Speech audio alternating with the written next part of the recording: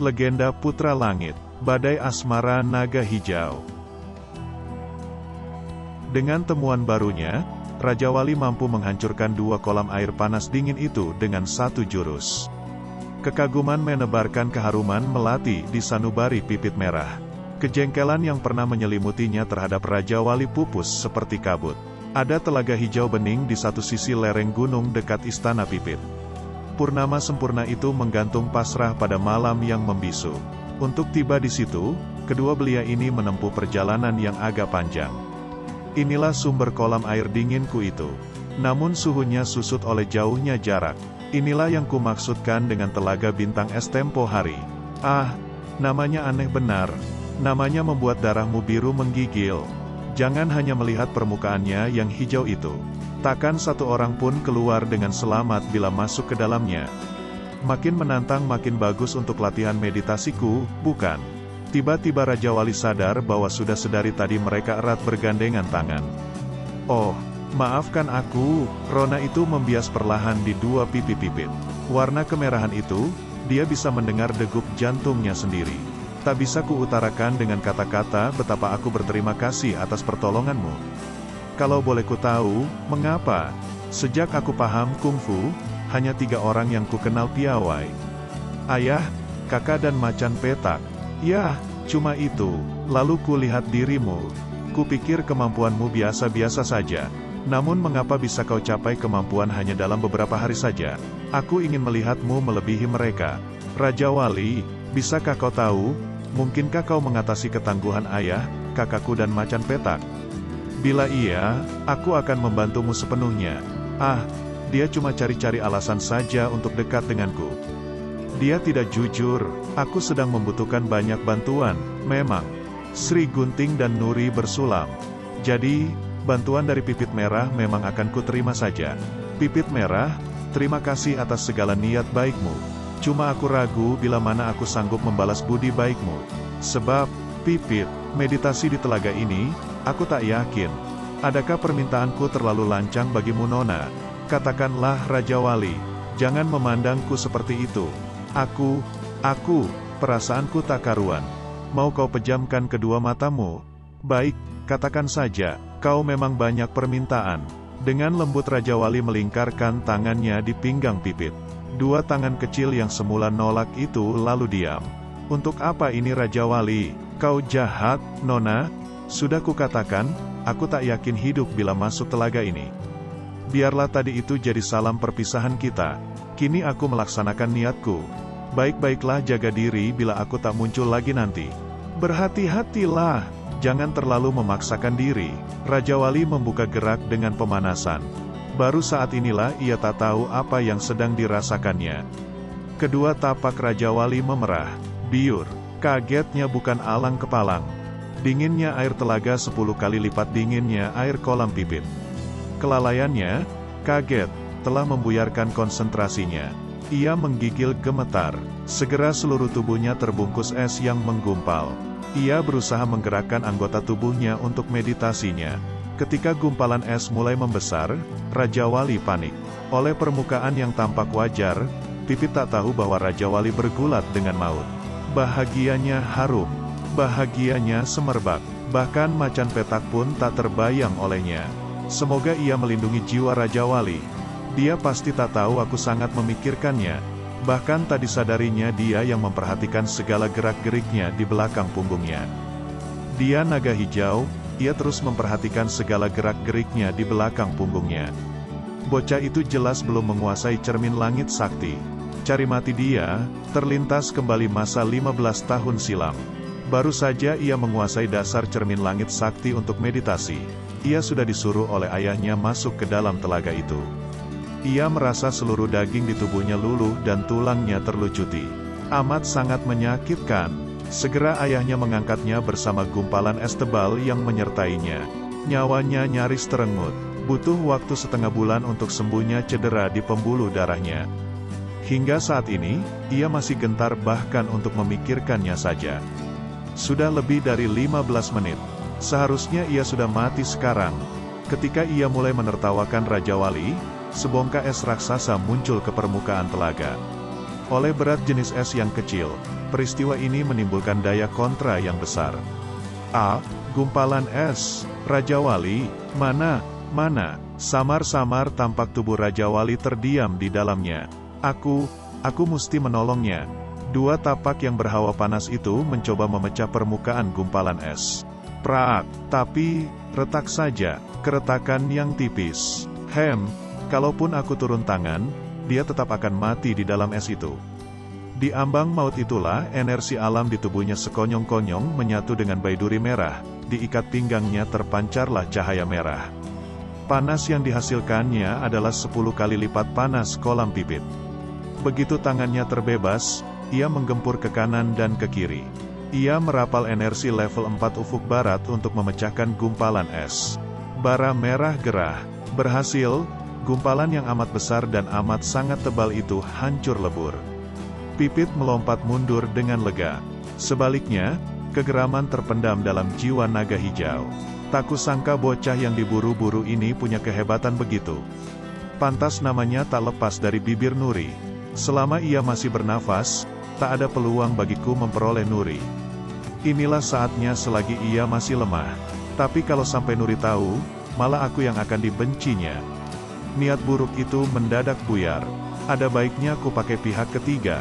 Raja Wali tergolek lemas setelah lolos dari maut. Tubuhnya menggigil tak tertahankan. Kuharap bantuanku bisa menenangkan tubuhnya. Rupanya hanya di tubuh Raja Wali memang unik. Maka terpentallah Pipit. Malah lengannya yang tersentuh Raja Wali jadi beku terbungkus es. Raja Wali berusaha menyerap panas dari Pipit tadi. Lalu terlihat asap menguap keluar dari tubuhnya. Dia tak perlu bantuan siapapun juga untuk menaklukkan es itu. Setengah jam berlalu, tubuhnya mengangkasa dengan suara keras. Setelah beberapa kali berputar di atas, embun di badannya sirna. Tegak ia berpijak dengan penuh percaya diri. Bagaimana aku harus memujimu? Hahaha, baru begitu saja sudah kagum. Kau mau merayuku ya? Hei, awas kau. Keakraban mereka membakar hati naga hijau yang dipenuhi gelora cemburu. Anak kecil itu berbahaya, buat Pipit maupun Nuriku. Aku tak suka padanya, ada yang membuatnya luar biasa. Dia masih bocah, tapi kesaktiannya tak bisa diduga sejauh apa. Bagaimana dengan kesaktianku? Aku sudah menguasai tahap dasar meditasi di kolam itu. Artinya, aku bisa melanjutkan ke tahap selanjutnya. Katakan Pipit merah, apakah ada sumber kolam air panas? Yah ada, cepat katakan, apa keistimewaannya? Sumber air panas ini jauh lebih mematikan daripada kolam dingin itu. Sungguh kau tak akan keluar dari situ hidup Raja Wali. Hanya ayahku, kakakku dan macan petak saja yang mampu. Paling tidak dalam kurun waktu 10 tahun ini. Itu karena mereka menguasai cermin langit sakti. Pernah ku dengar nama itu dari guruku. Konon, sudah menghilang 10 abad ini. Ilmu itu adalah temuan seorang putri istana di zaman Tiongkok kuno. Ilmu itulah yang jadi modal ayahku menguasai kota tak bertuan ini. Dikisahkan, Dewi Kanila dan Dewi Kandita berlaga lebih dari 10 tahun untuk memperebutkan wilayah kekuasaan di jagat raya. Dewi Kanila akhirnya terkalahkan, dan menjelang kekalahannya ia menghancurkan gunung Sanggadirgantara. Banyak korban jatuh. Dewi Kandita berduka melihat penderitaan di bawah. Maka ia turun mengambil bebatuan beraneka warna dari bumi untuk menambal lubang di langit, yang semula tertutup oleh puncak gunung Sanggadirgantara. Bebatuan dicairkan supaya bisa ditambalkan. Usahanya membuahkan hasil setelah lebih dari 1 abad. Lelah, sang Dewi kehilangan kekuatannya. Jasadnya berubah jadi hamparan tanah yang subur. Sebelum perubahan jasadnya, ia menuliskan kitab ilmunya. Keterlaluan. Rahasia cermin langit sakti pun diceritakan pada bocah jelek itu. Si Pipit. Yah, biar saja, bocah itu makin tertantang. Dia akan menjelang sendiri ajalnya. Yah, jadi aku tak usah bersusah payah membayar orang lagi. Baik, akan kutunggu perkembangannya lebih lanjut. Sungguh tak pernah kuharapkan, batu kelahiranku ini menyelamatkanku. Belajar dari pengalaman, Raja Wali mengkontaminasikan energinya ke baidurinya sebelum bermeditasi. Lalu dengan keyakinan penuh ia terjun kembali ke telaga dingin. Mengagumkan, tak ada kesulitan apapun. Bahkan kini energi dingin itu diresapinya untuk jadi miliknya. Getar ayun 1000 depa. Di dalam itu Raja Wali mengulang dan mengulang terus seluruh 7 level energi ufuk baratnya, supaya lebih tajam. Bara merah gerah. Aku tak boleh membiarkannya berlalu dari hidupku. Dia harus kuperoleh, aku harus memiliki seluruh hatinya. Raja Wali, ia melampaui kemampuan ayah dan kakakku. Dan aku memiliki sang empunya. Bukan main kan? Seperti anak kecil memperoleh permainan. Begitulah situasi Raja Wali saat ini. Girangnya bukan buatan. Tak seorang pun dari mereka sadar bahwa Purnama enggan menyapa pagi. Tiba-tiba Raja Wali melambung jauh. Tubuhnya berembun ketika kembali berpijak di sisi Pipit. Wah, cantiknya kau Pipit.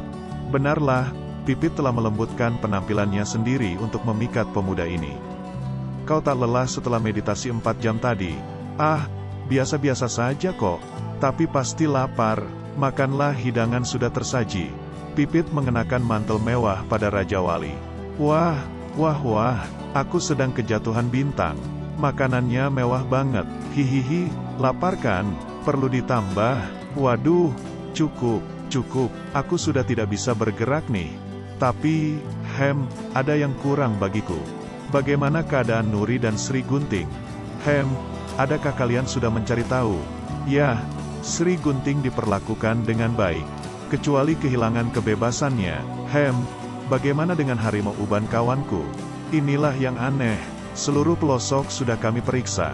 Dia hilang seperti asap. Tak usahlah ku cemaskan. Dia hafal seluruh liku-liku tempat ini. Lembutnya jingga mengantar pulang mentari yang sudah lelah itu. Teramat indah pemandangan di sini. Sayang sekali bahwa rakyat banyak tak bisa merasai keindahannya. Raja Zof berlaku terlalu lalim pada mereka. Anugerah ini terlalaikan. Nona, kau mau tahu siapa sebenarnya aku ini? Kalau kau tak keberatan, akulah putra kedua Pangeran Cahaya Barat dari Istana Benteng Barat. Oh, jelas sekali sekarang. Pantaslah. Peristiwa berlaku dalam perjalanannya yang panjang itu diutarakan seutuhnya pada Pipit oleh Raja Wali. Gadis ini makin terpesona. Aku tahu kau dikejar. Ku mohon jangan pergi ke sana. Tinggallah di sini. Akan ku jamin seluruh hidupmu. Apapun yang kau minta. Tak mungkin Nona, ayah dan rakyatku akan tertimpa sengsara bila aku melepaskan tanggung jawabku. Raja Wali, satu-satunya jalan hanyalah meningkat pesatkan kemampuanmu. Kau yakin akan menyelam di sumber panas itu? Ya, aku mendukungmu. Tapi, kau harus tahan meditasi di telaga dingin ini. Waktu tak boleh terbuang sia-sia. Ayo, cepat, karena batas waktu tiba di Istana Zof hampir tiba. 7 kali rembulan muncul menggantikan sang surya. Kini, Raja Wali sudah mampu melambung hingga 40 meter bersama bongkahan es. Getar halilintar 9 langit. Untuk menghindari luka akibat pecahan es yang menghujam itu, Pipit merah bermeditasi. Astaga, yakinlah aku sekarang untuk mendatangi sumber panas itu. 7 hari 7 malam, terimalah ucapan selamatku. Mari, ku antar kau menikmati sajian kami. Arak ini disuling ketika aku masih bayi. Sebenarnya ini dipersembahkan untuk pesta pernikahanku. Tak mengapa, telah kutemukan seseorang dengan siapa aku boleh berbagi suka duka. Secepat itu ia jatuh cinta padaku. Harapannya, aku tak boleh menghinanya. Tapi aku tak merasa mencintainya. Bagi Pipit, malam-malam itu adalah malam-malam yang menjanjikan kemanisan hatinya. Ia terbuai, ia terlambung. 5 guci kecil arak mereka habiskan.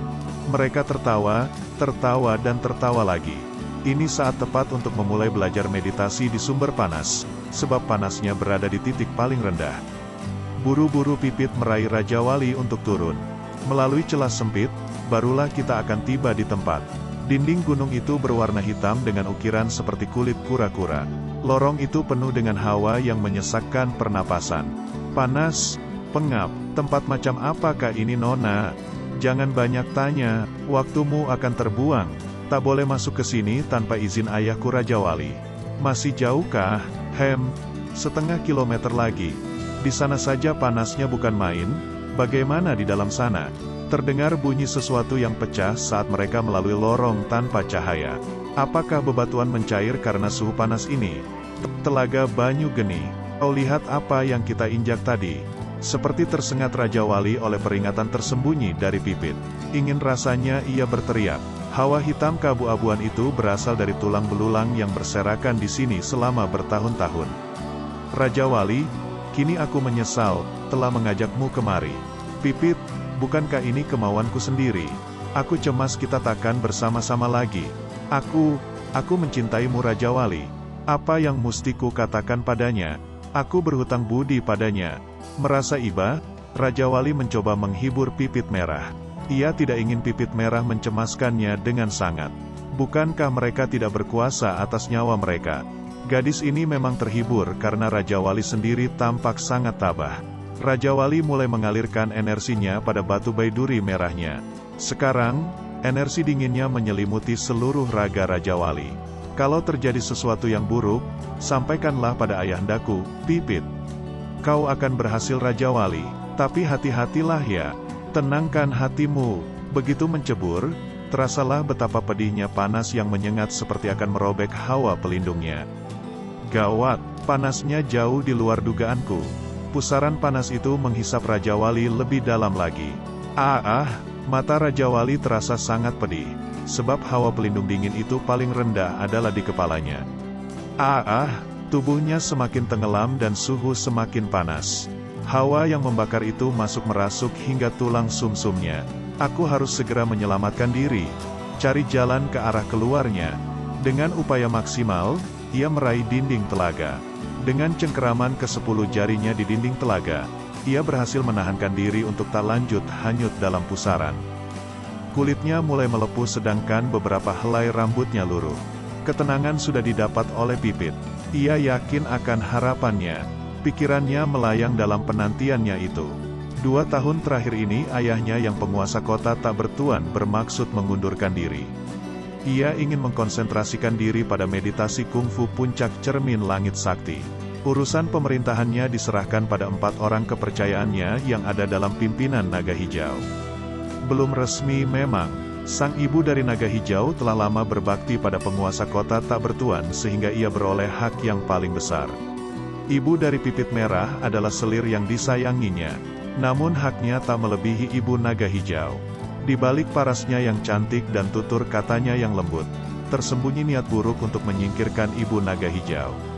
Sang penguasa kota tak bertuan yang terlalu percaya padanya memang lalu mencampakkan ibu Naga Hijau. Master Naga Hijau yang waktu itu masih kanak-kanak menaruh dendam yang amat dalam. Saat itu sang penguasa kota tak bertuan mengangkat anak, Macan Petak, dan memperlakukannya lebih baik dari Naga Hijau. Namun oleh bakat alamnya, meski ia belajar sendiri, dalam kurun waktu 10 tahun ia sudah menguasai level 6 cermin langit sakti. Dengan agak lamban daya tangkapnya, Macan Petak bisa menguasai level 5 cermin langit sakti. Aku sendiri, walau sudah belajar 10 tahun, cuma bisa mencapai level 3 cermin langit sakti. Payah memang, kalau sampai Naga Hijau benar-benar naik tahta, aku takkan suka ini. Kasihan ibuku, jauh lebih menguntungkan bila si Macan Petak menggantikannya. Kalau saja aku bisa mengharapkan Raja Wali, ia pasti bisa mengalahkan Naga Hijau dan Macan Petak sekaligus. Kalau dia sayang padaku, ia masih sangat bocah, ketangguhannya sulit ditandingi. Ia juga tak mudah jatuh dalam rayuanku. Jelas tak ada duanya makhluk seperti Raja Wali. Dia lebih memikat dari Macan Petak. Niat semula untuk memperalat Raja Wali dalam menghadapi Naga Hijau, layu bersama suburnya asmara selama berhari-hari berdampingan dengan putra benteng barat itu. Dengan menahankan luka yang tak terkatakan pedihnya itu, ia berusaha mendaki dinding telaga. Setiap langkah adalah luka yang meluas. Berulang kali ia ingin menguburkan niat hidupnya oleh sakit yang tak tertanggungkan. Tidak, aku tak boleh mati. Bayangan orang-orang yang menyayanginya datang mengobarkan nyala lilin yang meredup ini. Aku masih harus hidup. Kegelisahan Pipit terbaca dari setiap gerak langkahnya. Akhirnya, Raja Wali. Dengan perasaan kacau, ia mencekal tangan Raja Wali. Dengan segenap kekuatan ia mengangkatnya. Kulit tangannya tertinggal di telapak Pipit Merah. Kau, kenapa? Tubuhnya secara mengerikan melepuh. Pipit merasa mual bukan buatan. kenapa begini? Maafkan aku, Nona. Aku gagal. Kusia-siakan niat baikmu. Aduh, biarlah kita jumpa di alam sana.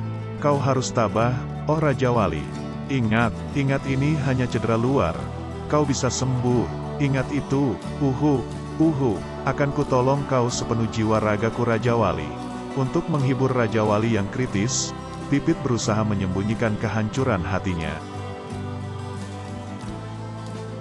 Istana Zouta. Bagus sekali. Kepercayaan Baginda telah pulih. Aku telah mengirim titah lewat merpati pos pada Jenggala dan Durjakala. Sujud Baginda, Datuk Saji mohon bertemu. Larut malam begini, pasti sangat penting. Salam Baginda, aku datang untuk haturkan selamat pada Baginda. Bintang perlambangan Raja Wali mendadak suram. Ini aneh, aku belum tahu apa makna kesuramannya. Tapi suram, aku masih penasaran. Menurut ramalanku, kalau bintang itu tenggelam artinya Raja Wali sudah tak bernapas lagi. Kini kondisi Raja Wali sedang kritis. Itu pasti, dan tengoklah bintang Baginda jauh lebih cemerlang tampaknya. Selamat Baginda, terimalah ucapan selamatku. Hahaha, itu memang sudah pasti. Kedua bintang pamungkasku pasti tak luput dari penjarahan. Maafkan kelancanganku Baginda, selama dua bintang itu belum sirna. Selama itu pula Baginda masih harus berhati-hati. Bukankah rencana Baginda sudah semakin matang? Dan kita tunggu saja perkembangannya dengan mantap. Baginda masih ingat alis singit yang ditawan Jenggala? Yah, aku masih ingat secara samar-samar. Ini soal mudah tuanku. Biarlah Jenggala yang merancang supaya bisa alis singit itu membantu kita. Semakin banyak orang sakti bergabung dengan kita, semakin besar peluang untuk menang. Baik, akan ku beritahu si Jenggala itu. Bagaimana dengan meditasi paku hati 1000 sukmamu Datuk? Jangan risau Baginda, tinggal sehari semalam lagi. Yang sehari semalam ini harus kulaksanakan dengan lebih bersungguh-sungguh. Seluruh pikiranku akan ku istirahatkan dulu. Karena meditasi ini makan banyak korban, mohon Baginda membayar sesuatu untuk menembus dosa ini pada rakyat kecil. Ada usul Datuk, kalau aku tak terlalu lancang, mohon Baginda sumbangkan beras untuk pangan mereka. Baginda juga ringankan pajak mereka. Dan Baginda kuharap puasa pati geni. Bukankah kalau rakyat tetap setia, kedudukan Baginda semakin mantap? Secepatnya permintaan hamba dilaksanakan Baginda. Baik, kalau demikian Baginda, hamba mohon pamit dulu. Selamat malam Putri Pualam. Andai kata ia sungguh melakukan permintaanku, tentu ia takkan mengalami musibah besar. Semoga, Baginda pikir si Datuk Saji itu jujur. Kalau menurut pendapatku, ia hanya ingin mengeruk keuntungan untuk pribadinya saja. Aku tak mempercayainya Baginda. Aku khawatir kas keuangan istana akan semakin menipis bila kita turut semua permintaannya. Sudah sering ia minta ini itu. Berhati-hatilah Baginda. Cukup Ayu, tinggalkan aku sekarang. Aku harus melakukan apapun yang menunjang keinginanku. Bukankah meringankan pajak yang selama ini mencekik leher rakyat merupakan suatu hal yang baik? Mengapa harus kutunda-tunda lagi? Walau harus menguras kas keuangan istana sampai ludes pun tak apa. Semoga aku diberinya kekuatan untuk mengusir si Jabrik Wanara dari negeriku. Raja Zof mengumumkan pengampunan bagi semua tahanan kerajaan, pengurangan pajak di segala sektor, penertiban bagi para pejabat kerajaan, serta pembagian beras tanpa pungutan apapun bagi setiap warga negeri Zouta. Mula-mula tidak ada yang percaya akan kebaikan yang berlimpah dari raja mereka. Ketika para petugas membuka lebar-lebar pintu-pintu gudang beras, barulah mereka percaya akan pengumuman itu. Penderitaan yang berkepanjangan kemarin lenyap sudah tertutup tawa gelak penuh kegembiraan dari orang-orang sederhana itu. Namun, awan mendung melingkupi sebuah tempat. Rupanya ada lorong rahasia yang menuju sebuah gua. Disinilah hawa kematian tercium kental. Datuk Saji terus mempersembahkan pengampunan. Untuk memperoleh kekuatan duniawi yang tak terkalahkan, sebelumnya ia telah mengorbankan banyak dari sesamanya. Ia tahu ia tak layak diampuni. Ia sadar perbuatannya. Namun kepentingan duniawi masih di atas segala-galanya, baginya. Ia tahu, ia tak mampu menaklukkan dirinya sendiri. Ia dengan sengaja menghina sang pemilik kehidupan.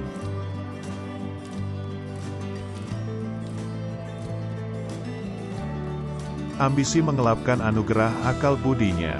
Bukankah ia menawarkan pengampunan yang terbuka bagi siapapun yang menyesal dan bertobat? Bukankah ia maha pengasih? Maka ia korbankan darahnya sendiri di atas guci itu untuk meditasi di malam terakhirnya. Sunyi, lalu ada sebuah benda berkilauan dan runcing di permukaan tanah. Oh, ku dapatkan sudah sempurna paku hati 1000 sukma. Inilah paku yang tak terkalahkan oleh orang sakti manapun. Paku sakti 1000 sukma. Di sebuah tempat di satu malam yang membuai. Di tempat inilah pasukan istimewa Raja Zof bermalam untuk mencari tahu di mana keberadaan Raja Wali.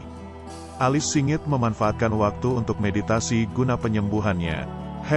Si gemuk satu ini terus mendengkur. Mengganggu saja, biar ku usik dia. Alis Singit menyentil seekor serangga yang lewat di dekat mulut si gajah amuk yang menganga. Asyaim, seenaknya masuk-masuk ke mulutku. Jangan-jangan ini hanya ulahmu saja. Tentu saja bukan, tenaga dalammu saja yang belum mapan.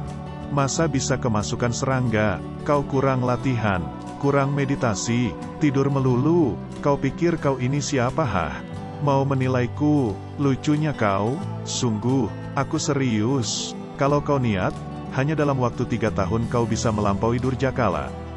Iya. Dilihat dari besar badanku saja seharusnya aku ini jadi orang terkuat sang baginda. Memang aku terlalu malas. Dasar, hobi kok memuji diri sendiri. Dalam soal makan, memang kau yang terkuat. Sana, ditunggu hidangan.